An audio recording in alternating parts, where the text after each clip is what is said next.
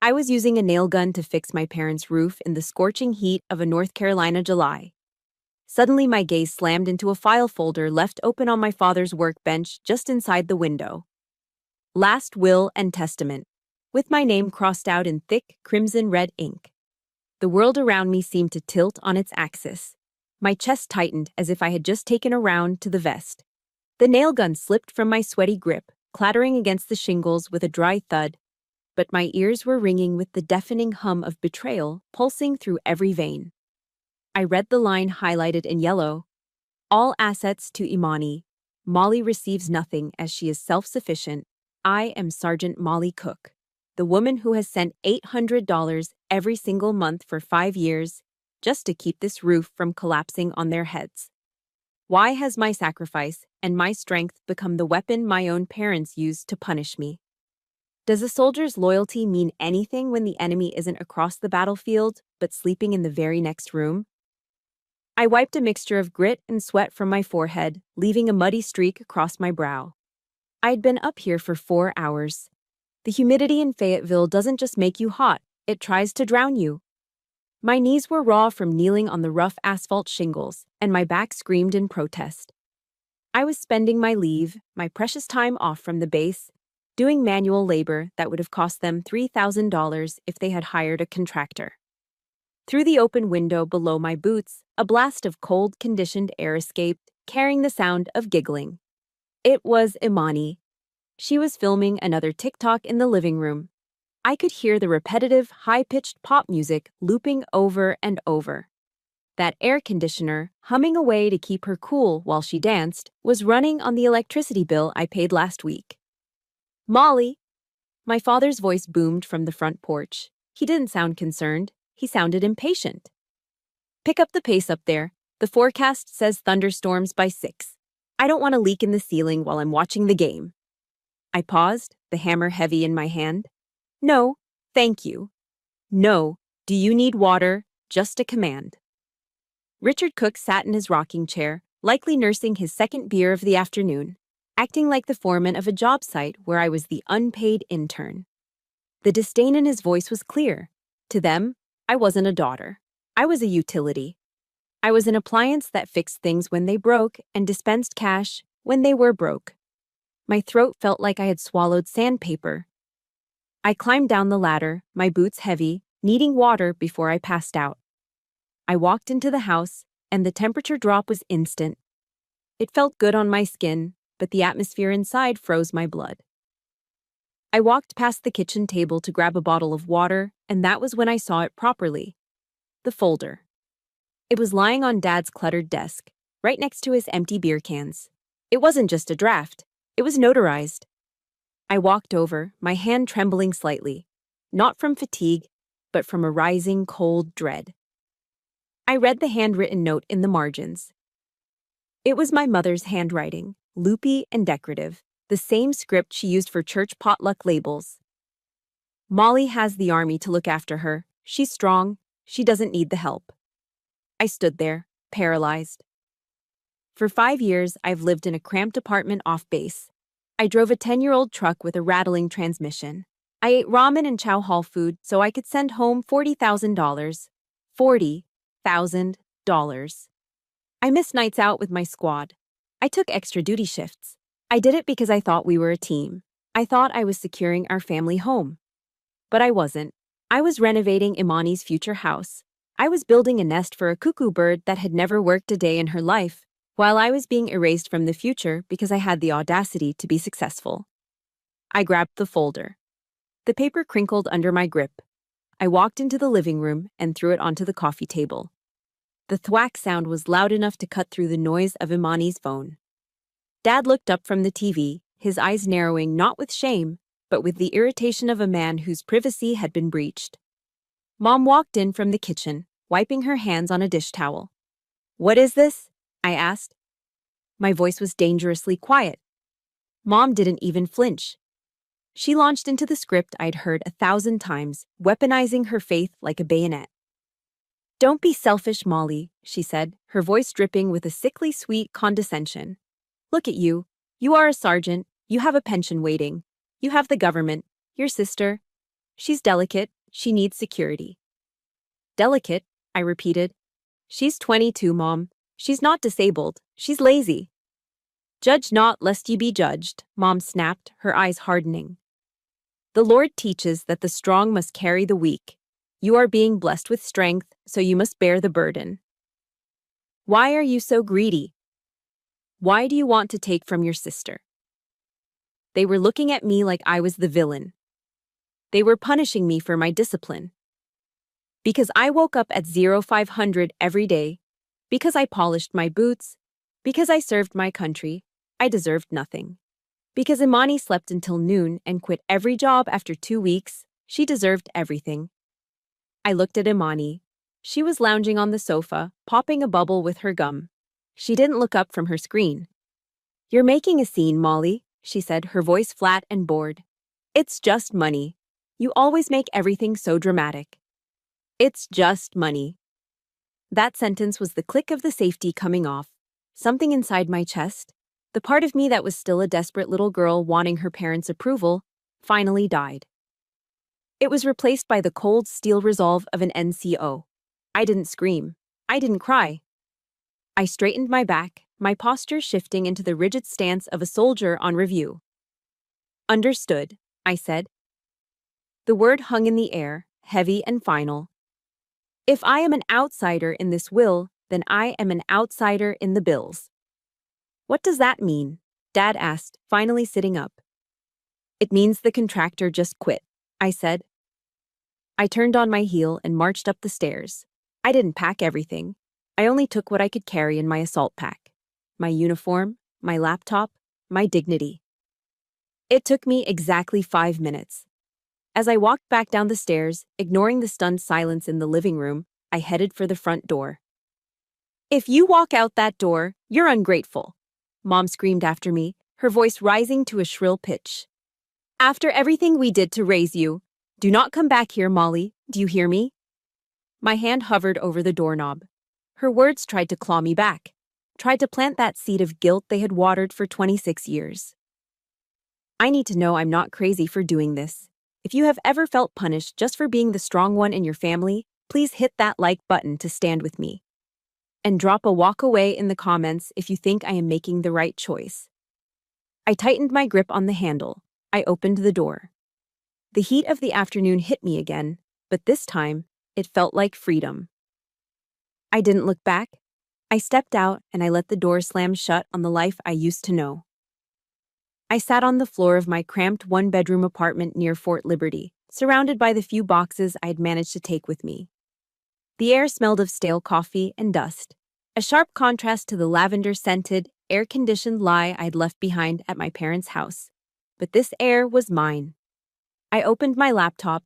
It hummed to life, the fan whirring loudly in the quiet room. This was no longer just a computer. It was my war room.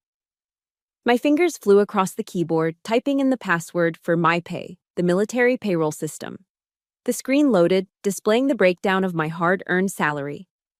I navigated to the Allotments tab. There it was, sitting at the top of the list like a parasitic leech attached to my bank account. Richard and Deborah Cook, $800. My cursor hovered over the Stop button. For a split second, my hand froze. A lifetime of conditioning washed over me. I heard my mother's voice in my head, preaching about honoring thy father and mother. I felt the phantom weight of guilt, the terrifying thought that I was abandoning them. But then, the image of that file folder flashed in my mind. I saw the red ink crossing out my name. I heard the sound of Imani giggling while I sweated on the roof. I didn't just click the mouse. I struck the enter key with the force of a hammer strike. Processing. Updated. The line item vanished. The $800 was back in my column. I didn't stop there. I opened a new tab. USAA Bank. I pulled up the bill pay section. Duke Energy, Spectrum Internet, the Fayetteville Water Department. Each utility account was linked to my checking account on auto draft. I went down the list with the efficiency of a sniper taking out targets. Unlink account. Confirm. Remove payment method. Confirm. Cancel autopay. Confirm. With every click, I felt a physical sensation of lightness, as if heavy chains were snapping off my wrists one by one. I wasn't just cutting off the money, I was performing surgery to remove a malignancy that had been feeding on my future for 5 years. Then, I waited. I expected the explosion to be immediate, but for the first 24 hours, there was nothing. Then, 48 hours. Then, a week. 2 full weeks passed in absolute silence. No one called. No one texted to ask if I'd found a place to sleep. No one asked if I was safe. The silence was louder than any screaming match. It confirmed the darkest fear living in the pit of my stomach. They didn't miss me. They didn't care that I was gone. They assumed I was just throwing a temper tantrum, that I was pouting, and would eventually come crawling back to resume my duties as the family ATM. I checked Instagram from a burner account. Imani was posting daily. There was a photo of her hand holding a venti Starbucks cup with the caption, "Slow living, manifesting abundance." She was wearing a new pair of designer sunglasses. She was burning through the cash I had sent the previous month, completely oblivious to the financial hurricane that was currently brewing just off her coast. Their ignorance was truly breathtaking. Then came the 15th of the month, the day the bills were due. I was cleaning my service rifle at my kitchen table, the smell of CLP oil filling the room, when my phone vibrated against the wood. It was Dad. My heart gave a stupid, hopeful little jump before I read the preview. There was no "hello," no "I love you." The text read, "Internet is down. Did you forget to update the card? I'm missing the second quarter of the game." I stared at the screen, and a dry, bitter laugh escaped my throat. The sheer audacity of this man. He had kicked me out, disinherited me, and told me I was ungrateful, yet he still considered my payment of his internet bill as reliable a natural phenomenon as the sunrise. He wasn't worried about me, he was worried about missing a touchdown. I picked up the phone. I didn't type a paragraph. I didn't try to explain my feelings. I treated it like a tactical response. I typed, "I didn't forget. I just don't live there anymore. Ask the future owner of the house, Imani, to pay it." I hit send. The reaction was nuclear. Within 30 seconds, my phone began to buzz violently, dancing across the table. First, a text from Dad in all capital letters. "You are an ungrateful brat. Do you want your parents to rot? Turn it back on now." Then, a call from Mom. I declined it. Immediately, a voicemail popped up. I pressed play on speakerphone. Her voice filled the empty apartment, trembling with a performance-worthy sob. "Molly, I cannot believe you would be so petty. We are family. You are counting pennies with the people who raised you? You are breaking my heart, Molly. God is watching you." She wasn't heartbroken because she lost a daughter. She was heartbroken because she lost her convenience. She was realizing that the strong daughter wasn't going to carry the load anymore, and the delicate daughter couldn't lift a finger. I looked at the phone vibrating again. Imani was calling now. I didn't answer. I turned the volume off and tossed the phone onto the cheap sofa across the room. It landed face down on the cushions. Let them scream into the void. The bank of Molly was closed.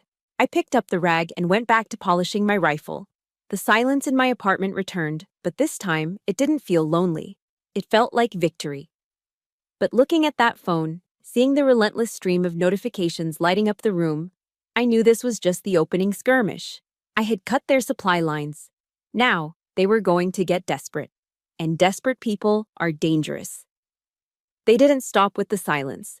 When the silence failed to bring me crawling back, they changed tactics. They decided to lay siege to the only thing I had left, my reputation. It started with a notification on my phone, then another, then 5 more in rapid succession. I opened Facebook and my stomach turned. My mother, Deborah, had started sharing articles, not just random news, but specific weaponized links with titles like "The Sin of Abandonment," "When Children Forsake Their Elders," and "Honoring Thy Father and Mother," a commandment, not a suggestion. She wasn't tagging me directly. That would be too obvious.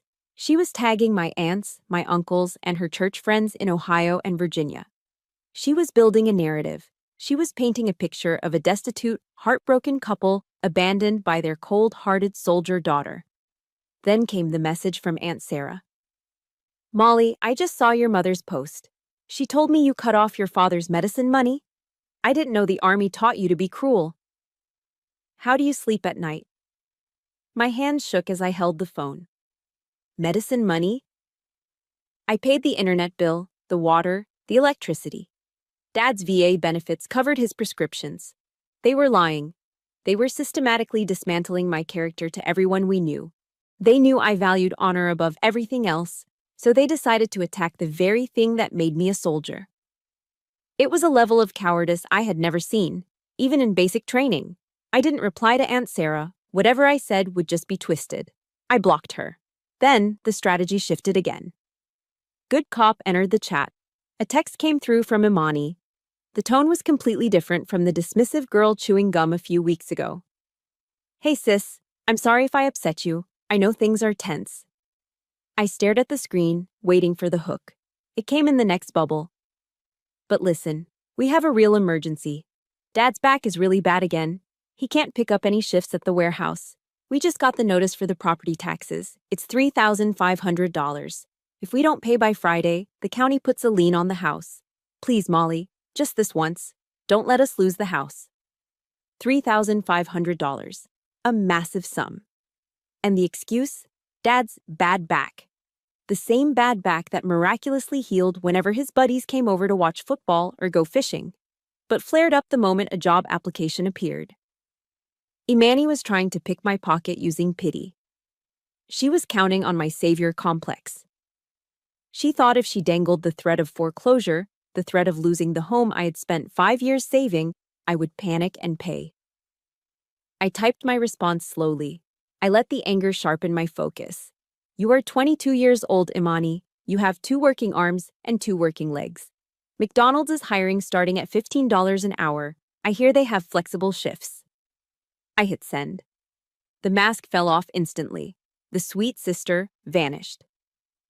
You are such a bitch, her reply came through seconds later. You think you're better than us just because you wear a uniform? You're just jealous. You're jealous because Mom and Dad love me more than they ever loved you. Keep your dirty money. I read the text twice. Because Mom and Dad love me more. It felt like a knife twisting in my gut, but strangely, it was also cauterizing the wound. She'd said the quiet part out loud. It wasn't a suspicion anymore. It was a confirmed kill.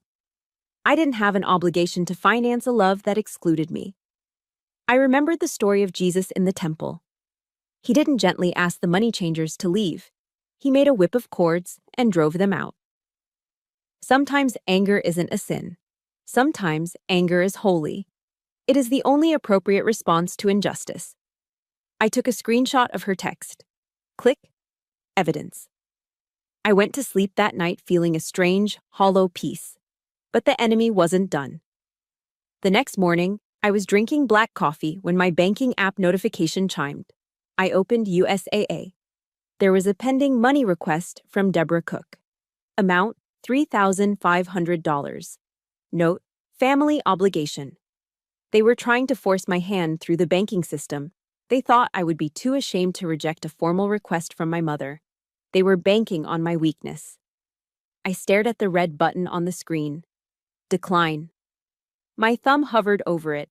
If I pressed this, there was no going back. This wasn't just saying no, this was a declaration of war. I pressed it. I pressed it so hard I thought I might crack the screen. 5 seconds later.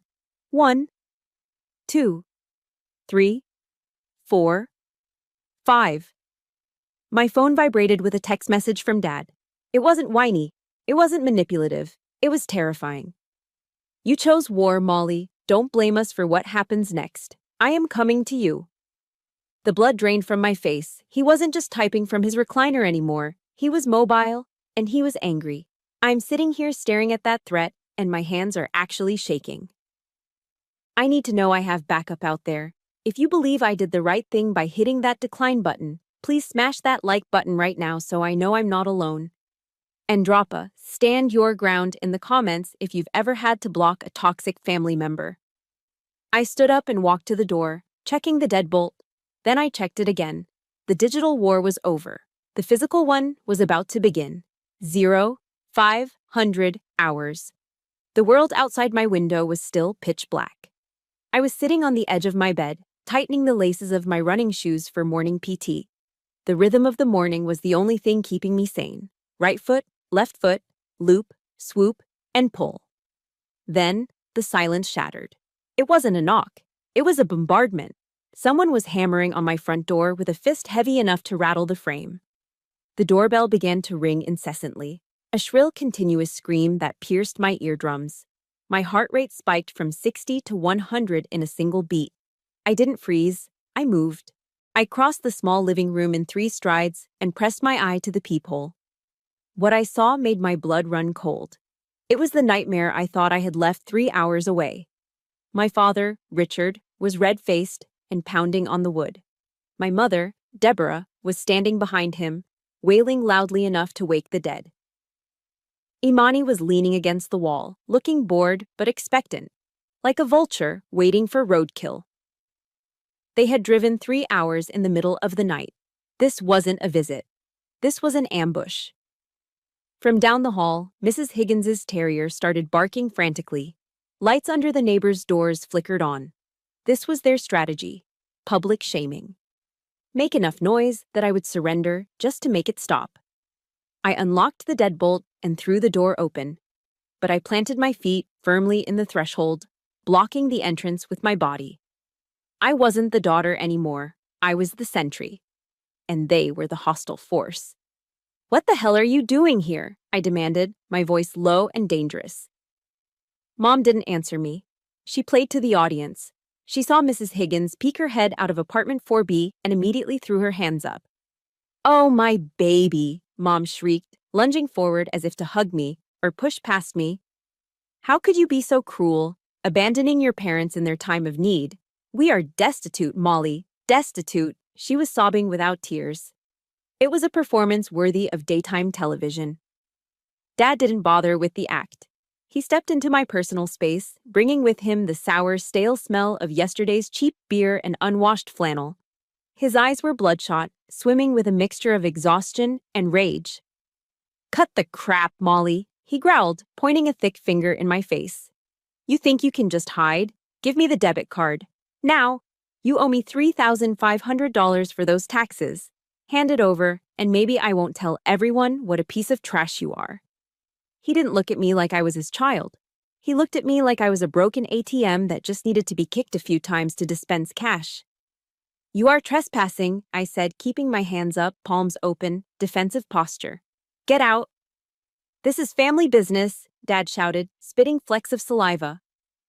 While I was focused on holding the line against Dad's bulk, I saw movement in my peripheral vision. Imani.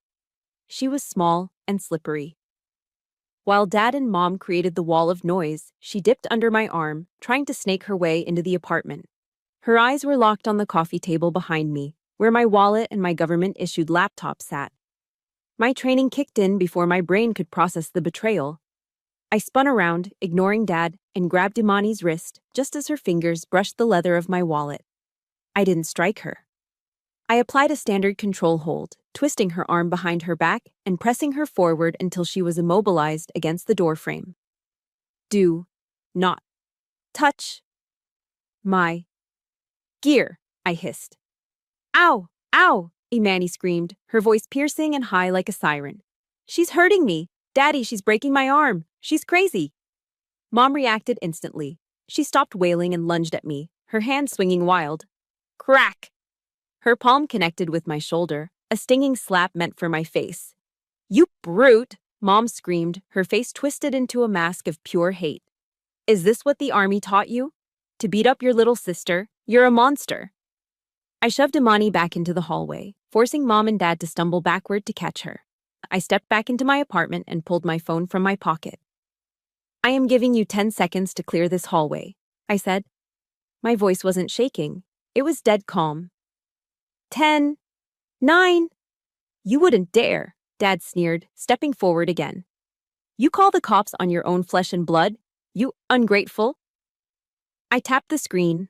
I put it on speakerphone and held it up like a shield. "Fayetteville Police, what is your emergency?" The dispatcher's voice rang out, clear and authoritative, in the cramped hallway. Dad froze. His face went from red to a pale, sickly gray. He was a bully, but like all bullies, he was terrified of real authority. He knew that if the police came, they would see a drunk man and a hysterical woman harassing a service member at 5 in the morning. "Hang up," he hissed. "I have intruders at my residence," I spoke clearly to the dispatcher. 3 individuals refusing to leave. "We're leaving," Dad yelled, grabbing Mom's arm. "We're leaving! You happy now, you traitor?" He turned to go, but then he stopped. He looked at me one last time. The fear in his eyes was gone, replaced by something much darker, a cold, calculating malice. He cleared his throat and gathered a mouthful of phlegm. He spit it directly onto my welcome mat. "Fine, you want to play by the rules," he said, his voice low enough that the phone wouldn't pick it up but loud enough for the venom to hit me. "Let's see how long you keep that uniform, Molly. Let's see what your commanding officer thinks when I file a report that you're mentally unstable. You pulled a weapon on your sister. You're dangerous. And I'm going to make sure the Army knows it." He turned and dragged his family toward the elevator. I stood there, the dispatcher asking if I was still on the line. I stared at the spit on the floor. My heart was pounding against my ribs, not from the fight, but from the threat. He knew exactly where to hit me. He wasn't just coming for my money anymore. He was coming for my career. 2 days. That was how long it took for the other shoe to drop. It was 10 at night. I was sitting on my couch, the lights dimmed, trying to read a field manual just to keep my brain from eating itself alive. The silence in the apartment felt heavy, like the air before a thunderstorm. Then, it shattered. Bang! Bang! Bang! 3 sharp, authoritative knocks. This wasn't the drunken pounding of my father. This was the rhythmic, practiced knock of law enforcement. My stomach dropped through the floor. I walked to the door, my socks sliding on the laminate. I didn't ask who it was. I checked the peephole. The hallway was distorted by the fisheye lens, but the uniforms were unmistakable. Standing under the fluorescent light were a Fayetteville police officer, and behind him, 2 military police officers, MPs. My heart stopped. The local police were bad enough, but MPs? That meant my command was involved. That meant this wasn't just a domestic dispute anymore. This was official military business. "Sergeant Cook," a voice boomed through the wood. "Open the door. We need to conduct a welfare check." I unlocked the deadbolt with trembling fingers. I opened the door. "Step back, Sergeant," the lead Fayetteville officer said. His hand rested instinctively near his holster. The MPs looked tense, their eyes scanning the room behind me. "Is there a problem, officer?" I asked. I tried to keep my voice steady, the way I would during a briefing, but I could hear the tremor in my own throat. "We received a credible report from your family," the officer said, stepping into my living room without waiting for an invitation. "They stated that you are suffering from a severe episode of PTSD, that you are armed, and that you have threatened self-harm and violence against family members." The room spun. It was the perfect lie. My parents knew exactly how the military worked. They knew that the Army is terrified of the veteran suicide statistic. They knew that if you paint a soldier as unstable and armed, the system doesn't ask questions first. It neutralizes the threat. "That is a lie," I said, backing up as they advanced. "I am perfectly fine." "Your father stated you attacked your sister 2 days ago," the officer continued, his eyes narrowing. "He said you were speaking incoherently and threatened to use your service weapon." I looked out into the hallway. Mrs. Higgins was there again, along with the couple from 4C, whispering and pointing. I was being stripped naked in front of my neighbors. But that wasn't the worst part. My mind raced through the regulations. If they took me in tonight, if they put me on an involuntary 72-hour psychiatric hold, my career was over. My security clearance would be flagged and suspended immediately. A sergeant with a suspended clearance is a sergeant without a job. I would be stripped of my weapon, placed on desk duty, and eventually processed for administrative discharge. My parents weren't just trying to embarrass me, they were trying to kill me professionally. They were willing to burn my entire life to the ground because I wouldn't pay their property tax. "Sir, please," I said, fighting the urge to scream. Check the apartment. My weapon is locked in a safe. I am calm. This is retaliation. The MPs exchanged a look. One of them, a staff sergeant I vaguely recognized from the base gym, stepped forward. Ma'am, if the family says you're a danger, we have to follow protocol, he said, his voice softer but firm. We can't take chances. I was cornered. I was seconds away from being handcuffed and dragged out in front of my neighbors. Then clarity hit me. The recording. I am being blackmailed, I said, my voice cutting through the tension like a razor blade. I have evidence on this phone. Before the Fayetteville officer could stop me, I unlocked my phone. My hands were shaking so hard I almost dropped it. I pulled up the voice memo from 2 mornings ago. Listen, I said. Just listen. I pressed play. The sound of chaos filled the quiet apartment. The audio was crystal clear. Give me the debit card. You owe me $3,500. My father's drunken voice roared from the tiny speaker. Ow! She's hurting me. Imani's fake scream followed. Then, the unmistakable sound of my own voice, calm and controlled. I am giving you 10 seconds to clear this hallway. And then, the kicker. The threat. Let's see how long you keep that uniform, Molly. Let's see what your commanding officer thinks when I file a report that you're mentally unstable. The silence that followed the recording was deafening. I didn't stop there. I switched apps and pulled up the text message from my father. I shoved the screen toward the Fayetteville officer's face. You chose war. I am coming to you. Does that look like a concerned father? I asked, my voice cracking with the weight of the betrayal. Or does that look like extortion? The Fayetteville officer looked at the phone. Then he looked at me. His posture shifted. His hand moved away from his belt. The suspicion in his eyes evaporated, replaced by a look of profound, pitying disgust. He looked at the MPs. The staff sergeant nodded slowly. They knew. They saw it. We apologize for the disturbance, Sergeant, the Fayetteville officer said, pulling out his notepad. This is clearly a malicious false report. We deal with swatting calls, but rarely from parents. He wrote something down, ripping the page out. I'm documenting this as harassment. If they come back, or if they call again, we will arrest them for filing a false police report. The MPs saluted me. It wasn't just protocol. It was an apology. They turned and marched out. The door clicked shut.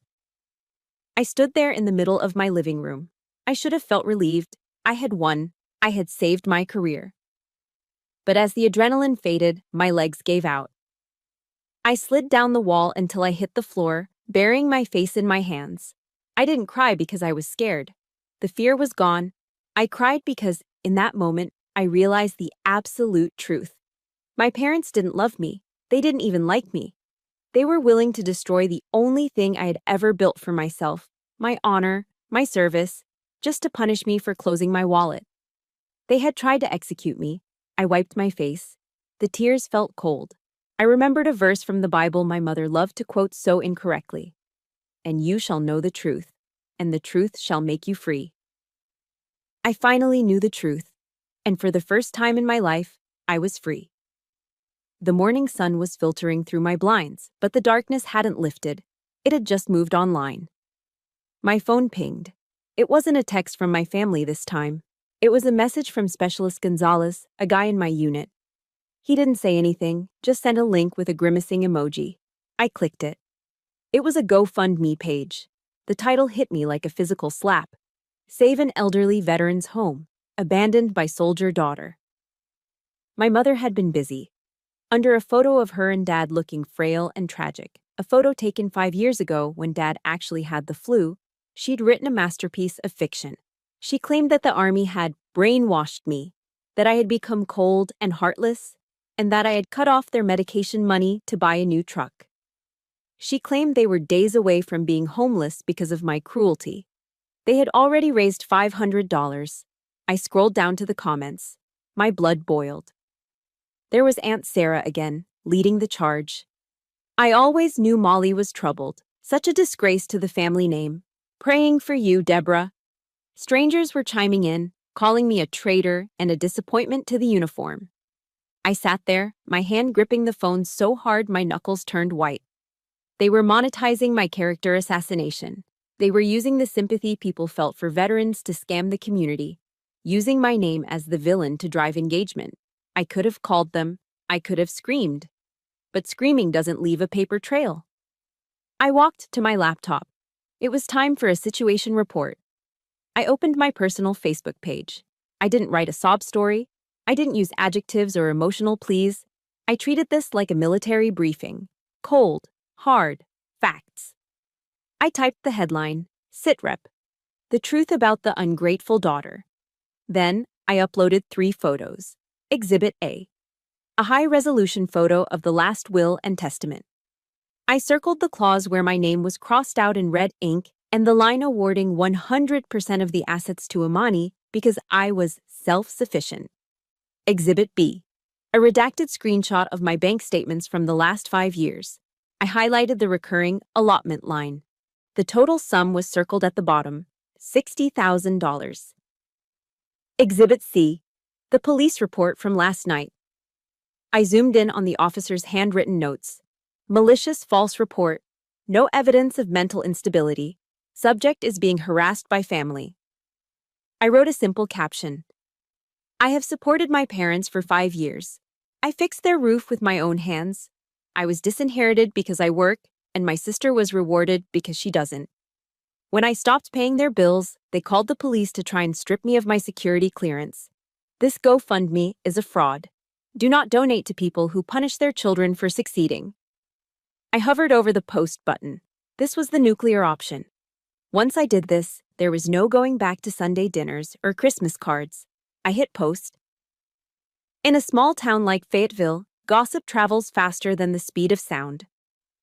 For the first 10 minutes, there was silence. Then, the notifications started. But they weren't the angry pings from before. They were a deluge. The first comment was from Mrs. Gable, a neighbor who lived 2 doors down from my parents.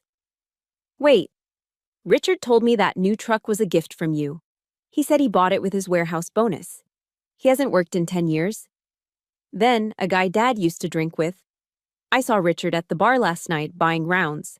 If he's broke, he sure drinks expensive beer. The tide turned so fast it was dizzying. The poor elderly couple narrative crumbled under the weight of the receipts. People don't like being scammed. Then came the kill shot.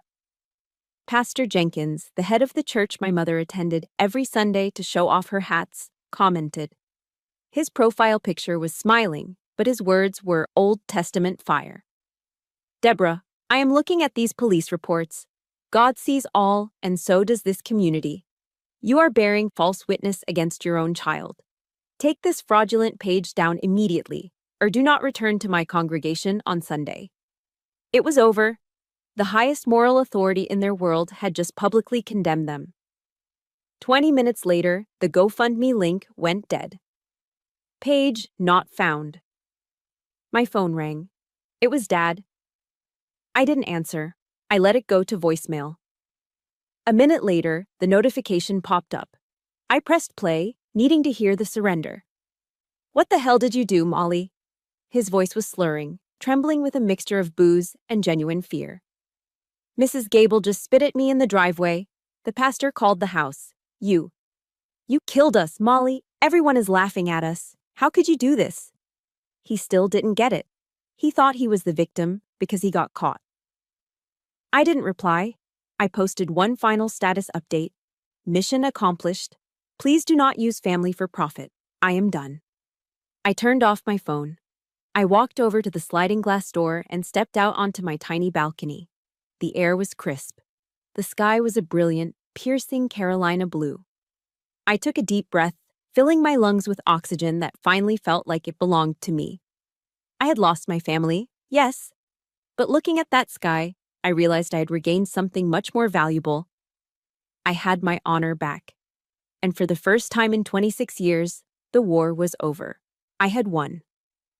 2 months had passed since the truth bomb exploded, and the fallout had settled into a thick, suffocating gray dust. My apartment was quiet, abnormally quiet. For 5 years, my life had been a cacophony of demands. The phone ringing with requests for money. the text messages guilt-tripping me about missed birthdays or broken appliances, the chaotic noise of my family's drama. Now the silence was so absolute I could hear the hum of the refrigerator from the bedroom. You would think I would be relieved. I had cut out the cancer. The surgery was a success. But nobody tells you about the phantom pain. I found myself picking up my phone, staring at the black screen, waiting. Waiting for what? An apology? A scream? Even a curse word would have been better than this. It would have proven that I still existed to them. But there was nothing. They had ghosted me. They had moved on to their trailer park and their misery. And they had erased me from their narrative completely. I had won the war, but I was sitting in the ruins, all by myself. It was late November now, Thanksgiving. The base was a ghost town. Most of the unit was on block leave, scattering across the country to go home to turkey dinners and football games. I stayed behind. I volunteered for extra charge of quarters duty just to have a reason to wear my uniform, just to have a place to be that wasn't my empty living room. When my shift ended at 2000 hours, the town of Fayetteville was shut down. Every restaurant, every grocery store closed for the holiday. Except one. I drove my truck down Skibo Road, the tires humming on the empty asphalt, until I saw the familiar yellow block letters glowing in the night. Waffle House. The parking lot had a few cars. It is the sanctuary for the lonely, the shift workers, and the displaced. I walked in, the smell of grease, coffee, and maple syrup hitting me like a warm blanket. I took a booth in the back corner. "What can I get you, hun?" the waitress asked. Her name tag said Betty. She looked like she had been working here since the Reagan administration, with kind eyes and hair teased high. "Chicken and waffles, please, and coffee. Black," I said. "Coming right up." I looked around. 2 booths over, there was a family, a young couple and a toddler. They were laughing. The dad was wiping whipped cream off the kid's nose. It was such a small, stupidly normal thing. I looked down at my hands. A lump formed in my throat, hot and sharp. I had saved $60,000. I had saved my career. I had saved my dignity. So why did I feel like the poorest person in this room? The food arrived. I cut into the waffle, watching the syrup pool on the plate. A single tear escaped, hot and humiliating, splashing right into the butter. Then another. I wiped them away furiously, hoping no one saw the sergeant crying over her breakfast for dinner. "Here now," a voice said softly. It was Betty. She wasn't holding the coffee pot. She was holding a small plate with a slice of pecan pie, steam still rising from the crust. She slid it onto the table. "I didn't order this," I stammered, sniffing. "I know," Betty said. She looked at the unit patch on the jacket I had draped over the seat. Then she looked me right in the eye. She didn't ask why I was alone on Thanksgiving. She didn't ask where my family was. She just knew. "It's on the house, sugar," she said, her voice sounding like gravel and honey. "Thank you for your service." She turned to walk away, then paused and leaned in, resting a hand on the edge of the table. "You look like you're carrying a heavy load, baby girl," she whispered. "Just remember this. Sometimes the good Lord separates us from our kin to protect our spirit. Being alone don't mean you're broken. It means you're safe." The air left my lungs. It was as if she had read the transcript of my life. "Thank you," I whispered. "Eat your pie. It's got extra bourbon in the filling." She winked and walked back to the grill. I took a bite. The sweetness filled my mouth, warm and rich. It wasn't the taste of family tradition. It was the taste of kindness from a stranger. I sat there for an hour, eating that pie, and for the first time in 2 months, the cold, hollow feeling in my chest began to thaw. I looked at the young family again, but this time I didn't feel jealousy. I felt hope. Family wasn't just biology. Biology is an accident of birth. Family is the people who feed you when you're hungry. Family is the waitress who gives you free pie because she sees your pain. Family is the squad mates who sent me texts all day wishing me a happy Thanksgiving. I pulled my phone out of my pocket. I opened the contact for Dad, then Mom, then Imani. I didn't stare at them with longing anymore. I didn't feel the urge to call and beg for a scrap of affection. I felt protective of the woman sitting in this booth. I needed to keep her safe from them. I tapped the screen. Block caller. I did it again. Block caller, and again. Block caller. I put the phone face down on the table. Goodbye, I whispered to the empty seat across from me. I hope you find peace, but I'm going to find mine right here. I took a sip of the bitter black coffee. It tasted better than any Thanksgiving wine I had ever had. I wasn't just full, I was free.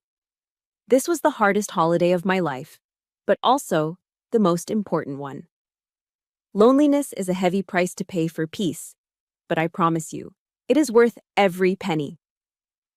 If you have ever had to spend a holiday alone to protect your mental health, please hit that like button so we can support each other. And drop a peace over drama in the comments if you chose yourself this year. I left a $20 tip for Betty, put on my jacket, and walked out into the cool November night. The silence wasn't scary anymore. It was just quiet, and I was ready to start filling it with something new. A few days after the silent Thanksgiving at Waffle House, the unit returned from block leave. The barracks were loud again, filled with stories of turkey comas, football arguments, and mothers who cooked too much. I usually tuned it out, keeping my head down and my focus on the mission roster. Cook!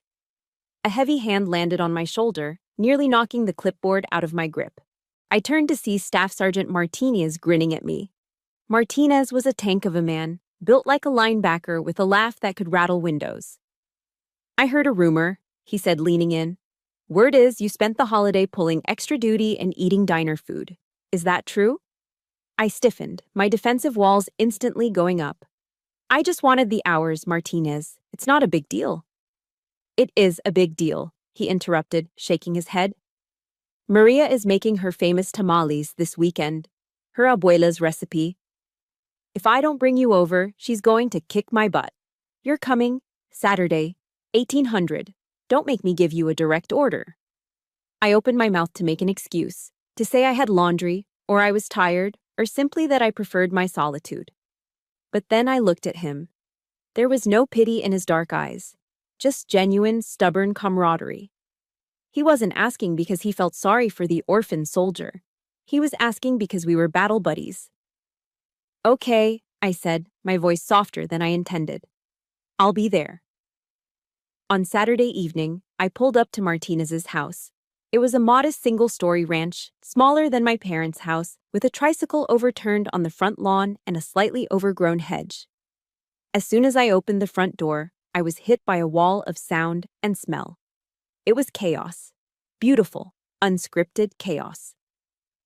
There were 3 kids running loops around the living room, screaming with delight. 2 golden retrievers were barking and skidding on the hardwood floors. The air smelled thick with cumin, chili powder, and slow-roasted pork. Molly! A woman I had only met once at a unit Christmas party came rushing out of the kitchen. Maria didn't offer a handshake. She pulled me into a hug that squeezed the air out of my lungs. She smelled like corn masa and expensive perfume. I am so glad you came. Martinez told me you've been working too hard, she said, pulling back to look at me. You look skinny. We need to fix that. For the next 2 hours, I sat in their kitchen, surrounded by noise. Martinez's parents were visiting from Texas. His mom kept piling tamales onto my plate faster than I could eat them. His dad, a quiet man with weathered hands, kept refilling my iced tea. Here is what didn't happen. No one asked me how much money I made. No one hinted that the roof needed fixing. No one asked for a loan. No one compared me to a sibling. They just wanted to know if I liked spicy salsa. They wanted to tell me funny stories about Martinez falling out of a tree when he was 6. They wanted me to be there, simply because I was Molly. After dinner, the noise inside reached a fever pitch as the kids started a pillow fight. I stepped out onto the back deck to catch my breath. The night air was cool, smelling of pine needles and damp earth. The sliding door opened and Martinez's father, Papa Martinez, as the kids called him, stepped out. He was holding 2 cold Modelos. He handed one to me and sat down on the bench nearby. We sat in silence for a moment, listening to the crickets. Jose tells me you had to cut some dead wood from your life, he said. His voice was gravelly, his English heavily accented, but deliberate. I gripped the cold bottle. I had a falling out with my parents, sir. Falling out, he repeated, tasting the words. He shook his head. I was a gardener for 30 years, Molly. You know the secret to a strong tree? I shook my head. Pruning, he said, making a cutting motion with his hand. Sometimes a branch gets sick. It gets rot. If you leave it, because you think, oh, it is part of the tree, I must keep it, the rot spreads. It kills the roots. You have to cut the sick branch. It hurts the tree for a moment. But then, the tree grows stronger, taller. He looked at me, his dark eyes filled with a kindness that felt ancient. You did the hard thing, he said. Do not let the guilt eat your roots. You are a good tree, Molly. I felt a lump form in my throat, harder and tighter than the one at Waffle House, but this time, it didn't hurt. It felt like a release. For the first time in my life, a father figure was offering me wisdom to protect me, not to exploit me. Thank you, I whispered. Drink your beer, he smiled. Before the grandkids find us and turn us into jungle gyms. Driving home that night, the silence in my truck felt different. It wasn't empty anymore. I realized that for 26 years, I had been fighting for a seat at a table where I wasn't wanted. I thought family was DNA. I thought it was shared last names and shared history. I was wrong. Family isn't blood. Blood is just a biological accident. Family is the waitress who gives you pie when you're crying. Family is the sergeant who demands you come over for dinner. Family is the old man on a porch who tells you that it's okay to protect your roots. I had lost a toxic family, yes, but in the process, I had found a tribe. I tapped my steering wheel in time to the radio. I caught a glimpse of myself in the rearview mirror.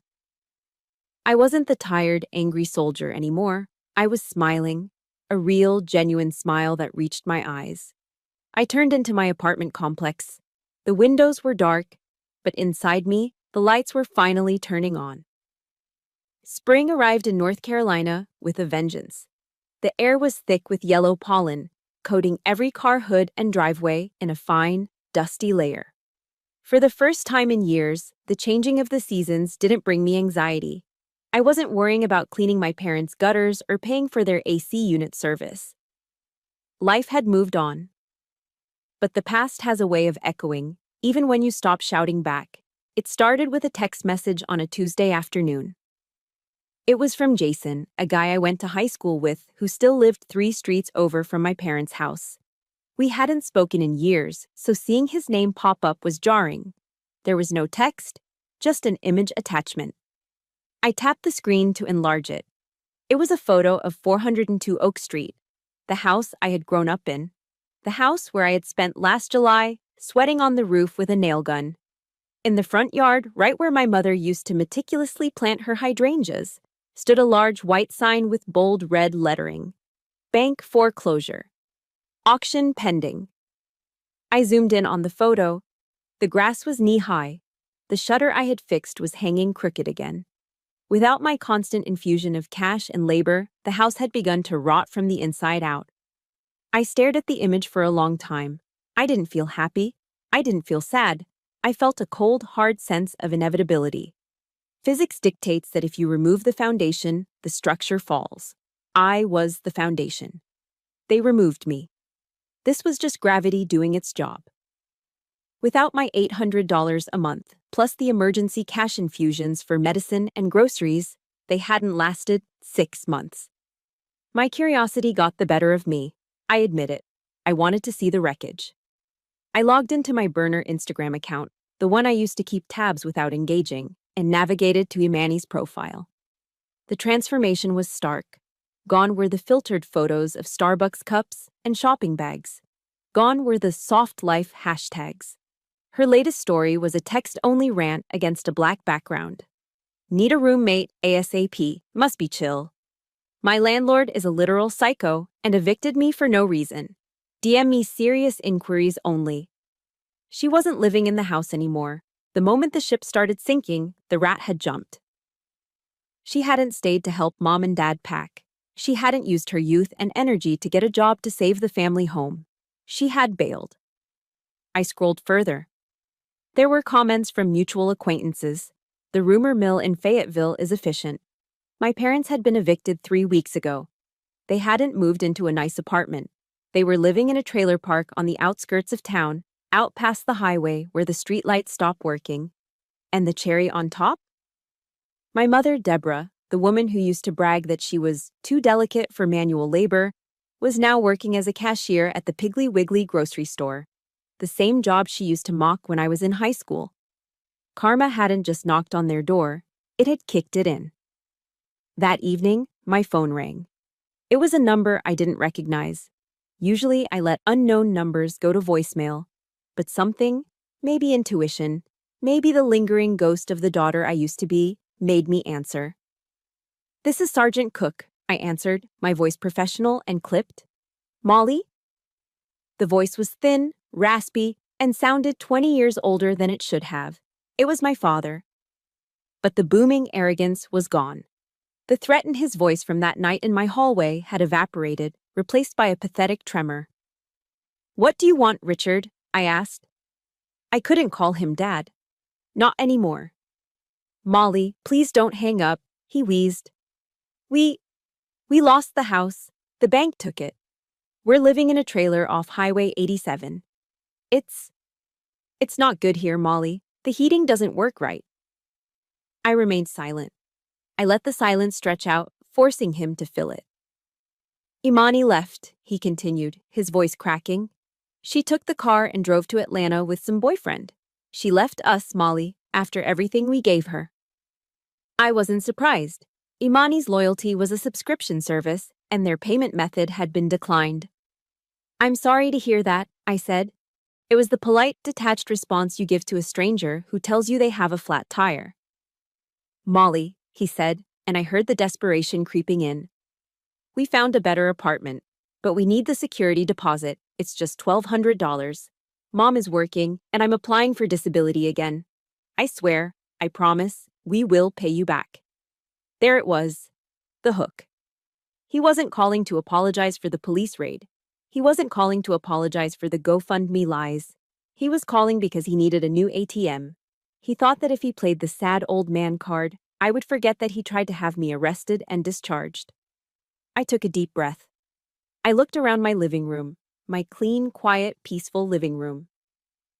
"You promise to pay me back?" I asked. Yes, on the Bible," he rushed to say. "Richard," I said, keeping my voice steady, "do you remember the file on your desk? The one with the red ink?" He went silent. "You wrote that I was self-sufficient," I said. "You wrote that I didn't need anything from this family, and you gave everything to Imani because she needed the help." "Molly, that was just—" "No," I cut him off. "You were right. I am self-sufficient.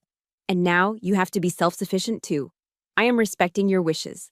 The Bank of Molly is permanently closed."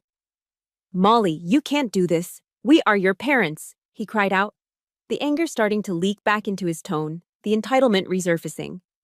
"I can," I said. "Imani has the assets. Call her." I pulled the phone away from my ear. I didn't slam it down. I simply pressed the red end call button. I sat there for a moment, waiting for the guilt to hit me. I waited for the wave of shame that my mother had programmed into me since birth. It didn't come.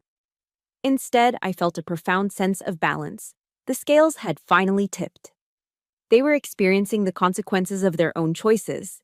It wasn't my job to save people who were determined to drown, especially when they had spent 5 years trying to hold my head under water. I stood up and walked to the kitchen to start dinner. I was making spaghetti.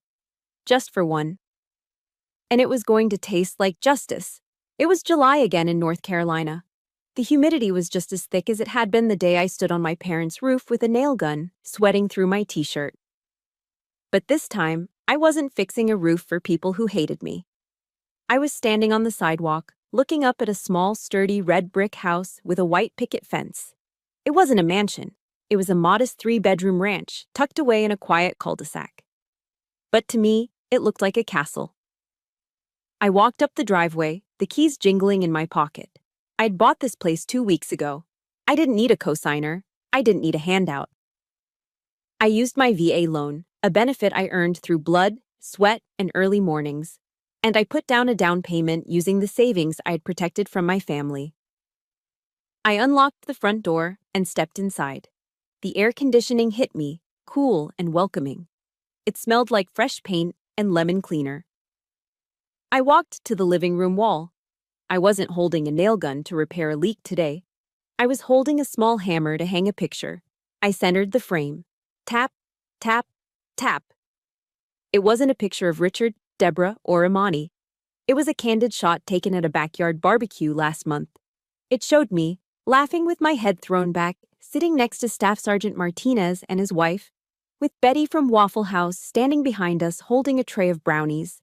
I stepped back to admire it. This was my fortress. And in this fortress, only love and respect were allowed to cross the threshold. The gatekeepers were gone. I was the queen of my own castle now. My life had changed outside these walls too.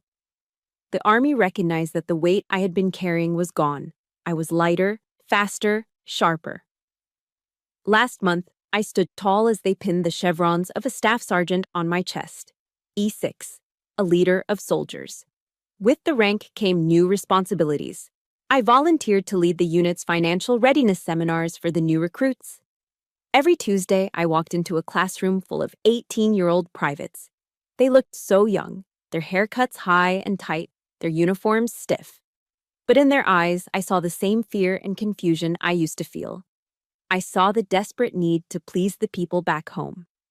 I stood at the podium yesterday, looking at a young private named Miller. He had asked me if he should send his entire signing bonus to his mom because she wanted a new car. I walked over to his desk, looked him in the eye, and gave him the advice that would have saved me 5 years of heartache. "Private Miller," I said, my voice firm but quiet. "Filial piety is a virtue, but financial suicide is just stupid. You cannot save anyone if you are drowning. And you should never, ever set yourself on fire just to keep someone else warm." I saw the realization hit him. I saw his shoulders drop an inch as the burden lifted. That was my legacy. I wasn't just building a career, I was building a firewall for the next generation, teaching them that no is a complete sentence and that boundaries are necessary for survival. As the sun began to dip below the pine trees, painting the sky in strokes of purple and orange, I walked out to my back porch. I sat down in a rocking chair, my rocking chair, not my father's, and picked up a glass of sweet tea. The condensation was cold against my palm. The ice clinked softly as I swirled it. I allowed my mind to drift to them one last time. I didn't feel the burning rage of the day I found the will. I didn't feel the hollow sadness of that lonely Thanksgiving. I felt detached. Like I was remembering characters from a book I finished reading a long time ago. Hate is a poison you drink expecting the other person to die. I had spat the poison out. I forgave them. Not because they apologized, they never would. And not because I wanted them back in my life. They were never getting back in. I forgave them because I refused to carry their luggage on my journey. They were the past, fading in the rearview mirror as I drove toward the horizon. I hoped they found peace in their trailer or wherever they ended up. But their chaos was no longer my climate. I took a sip of the tea. It was sweet, cold, and perfect. I looked at my reflection in the sliding glass door. I saw a woman who had walked through fire and came out made of steel. I saw a staff sergeant, a homeowner, a friend, a survivor. "Here's to you, Molly," I whispered, raising the glass to the woman in the reflection. The phone in my pocket was silent. My bank account was secure. My heart was full. The war was finally over. And I had won. If there is one thing I want you to take away from my journey, it is this. Setting boundaries is not an act of betrayal. It is an act of self-preservation. Many of us are taught that family comes first at the expense of our own sanity. But remember, you cannot pour from an empty cup. Real love does not demand that you bankrupt your future to pay for someone else's mistakes. Protecting your peace, your finances, and your mental health is the highest form of self-respect. You're allowed to walk away from anyone who hurts you, even if you share the same last name. Now, I want to hear from you. I know my story isn't unique. There are thousands of you out there silently carrying the weight of the world on your shoulders, just like I did. Have you ever had to make the hard choice to cut off a toxic family member to save yourself? How did you find the courage? Please share your story in the comments below. Let's build a community here where no one has to fight alone. And if this story resonated with you, please hit that like button and subscribe to the channel. Let's keep telling the truth together.